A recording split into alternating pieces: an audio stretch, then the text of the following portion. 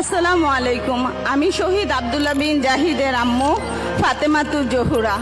আমার ছেলে 5ই আগস্ট বিমানবন্দর থানায় আনুমানিক রাত 8:15টার দিকে গুলিবিদ্ধ হয়ে মারা যায়। আমার 2টা সন্তান, আমার বড় ছেলে আব্দুল্লাহ বিন জাহিদ 16 বছর, আমার ছোট ছেলের বয়স হচ্ছে 14 বছর। আমার বড় ছেলে মারা যাওয়ার 14 দিনের মাথায় আমার ছোট ছেলের ক্যান্সার ধরা পড়ে, সেটা 3rd স্টেজে। আপাতত আমার ছেলে ট্রিটমেন্টে আছে। সরকার থেকে এ পর্যন্ত আমাকে বা আমার ছেলের জন্য কোনো খোঁজ খবর নেওয়া হয় নাই। এই মার্চের 18 তারিখে আমার হাজবেন্ড ব্রেন স্ট্রোক করে মারা যায়। আমরা বিএনপির পরিবার থেকে আমার ছোট ছেলে জিসানের ট্রিটমেন্ট বাবদ যাবতীয় খরচ বহন করে তারা আমার খোঁজ খবর নেয়।